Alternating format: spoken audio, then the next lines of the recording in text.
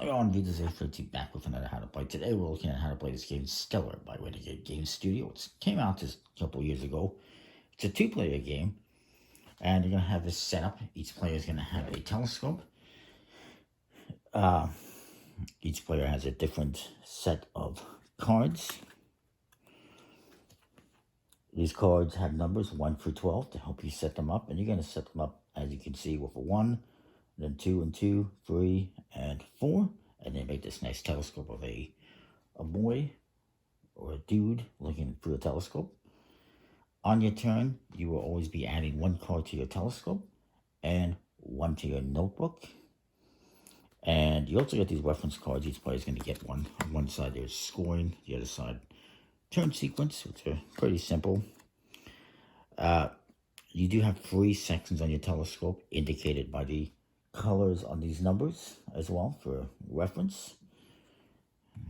A top, a middle, and a bottom.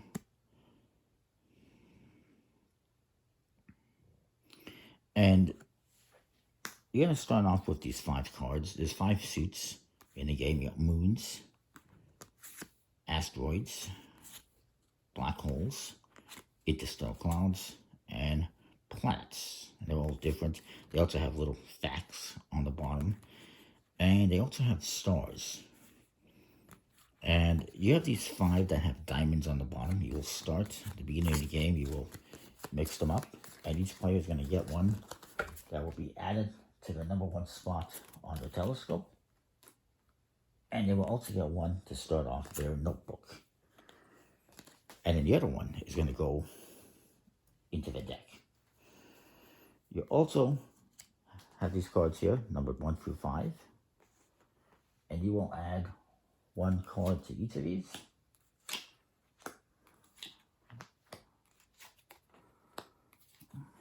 And each player is also going to get 2 cards. Now, on your turn, and as I mentioned, there's also these cards that are satellites. Satellites are basically wild. You could use them as this number, but they have no star value. And yeah, I'll leave it at that for a moment. You also have cards like this that can be a 6 or 0. They also have no star value, but they can be a 6 or 0. And what you're going to be doing is you're going to be playing cards to your telescope. When you play cards to your telescope, for instance, I have up here an interstellar cloud, which is good.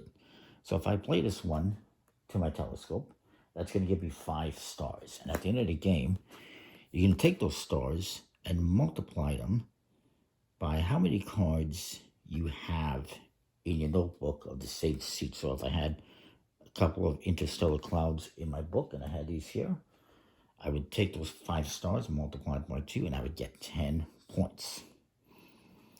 You're also going to get 10 points if you have the majority in each section, the most points in each section. So if I have the most points in this middle row, I would get 10 bonus points. If my opponent has the most in this bottom row, they will get 10 points. And you just add up the values, and whoever has the most gets the points. You will also get a diversity bonus, and that is if you have at least 1 card of all 5 types in your telescope, you get 10 bonus points. So those are the scoring methods. Let's talk about a bit more how you play. So on your turn,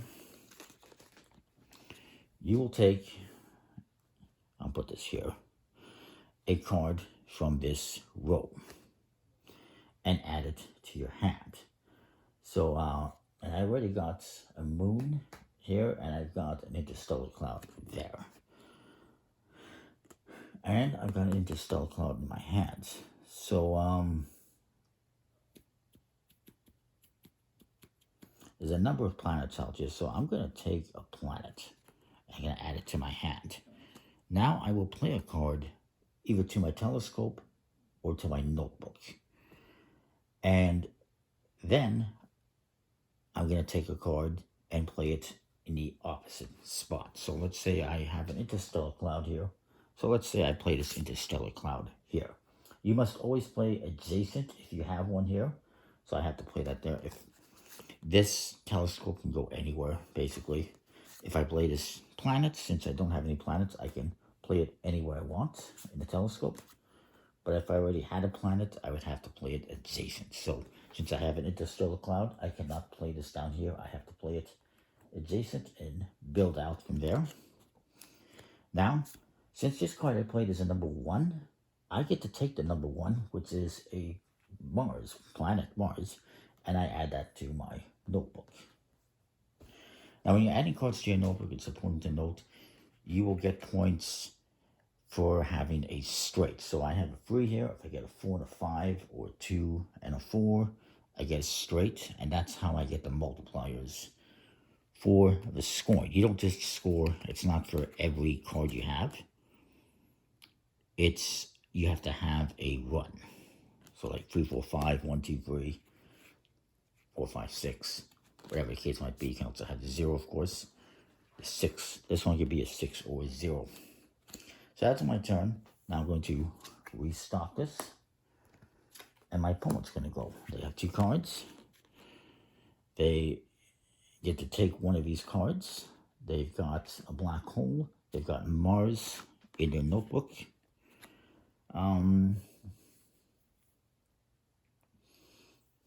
So maybe they take this planet because they want to add that to their notebook. And but for now, they're going to play this black hole over here in the telescope. And now they get to select number 5. Now, since I already took number 5 and there's no card here, that means I get to take the top card blindly. And I'm going to add this to my notebook. It works out great because it's a black hole. It actually is number 5 as well. There's 2 of each number, and there's only 1 of these 0/6 for each suit. And there's a few telescopes. I forget how many exactly. So that's my opponent's turn. We refill this, and now it's my turn. And you keep going back and forth like this until you've had your 12 turns. You're going to have 12 cards here, 12 cards in your notebook, and then you will score. So let's just see what happens here next.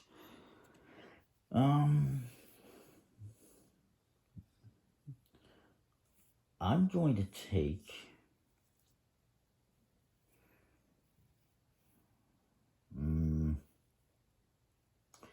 this planet, Mars, because I got a 2 and I got a 4 and I got a 3 here, so that works for a set run. I will eventually need to add some planets to my telescope in order to score them, but for now I'm going to do that, and I'm going to play... I'll play the 2 to my notebook, so now I have a run. And now I must take the number 2, the corresponding number, and add that to my telescope. Because it's a black hole, which I don't have, I can put it anywhere. And now I can play black holes here or here, here or here, here or here, and just work my way out from there if I want. So then we refill again, and my opponent's going to go. And they've got planets. They've got, boom, interstellar cloud. So maybe they want,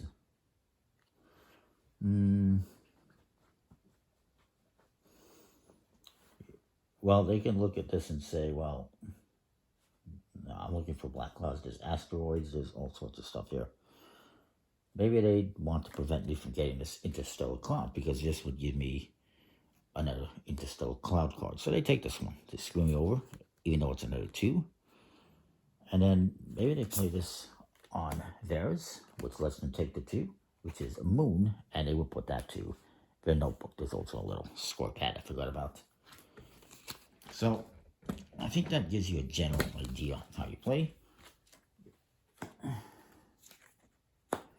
You're always going to be taking a card from here and putting it in your hand, and then you play a card from your hand in your telescope or your notebook, and then whichever number you play, you're going to take from here.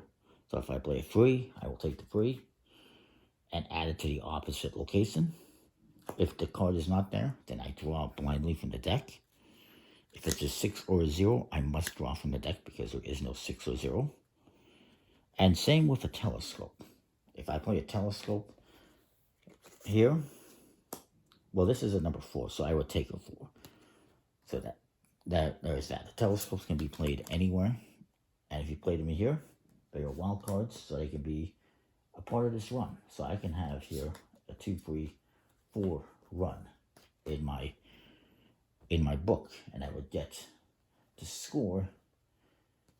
I would get to use this as a multiplier of 3 by whatever moons I have in my telescope, the stars that I have in my telescope for the moons, and I would score those points. Hopefully that makes sense. Was one other thing I wanted to mention. Oh yes, another thing you can do is if you get to a point where you have a card that you can't play in your telescope because for whatever reason, maybe you just don't have a spot for it because it doesn't fit adjacent to an existing card, you can take a card and play it face down, and it's worth 3 points. 3. So that is the game in a nutshell. It's nice enough. The cards are nice and slippery, but they're just no and finished. I like to mention that all the time. But yeah, it's fine. It's a pretty cool game. And it's a lot of thinking. What do I want to play this card? Do I want to take it? Again, remember at the end of the game, scoring wise, again, the multipliers, you're going to look at all 5 of the different suits that you have in your telescope. Take the stars and multiply that by whatever run you have of cards for that suit in your notebook. And that's going to be how many points you score for that. If you have the most points in one of these 3 sections, you will get 10 points for that. And you will also get a diversity bonus for having at least one of all 5 suits in your telescope at the end of the game. And you get 10 points for that. Whoever has the most points wins. I think it's a lovely game. Very nice artwork. And that is that. Comment, like, subscribe, and what you think. We'll see you next time for more. Thanks for watching.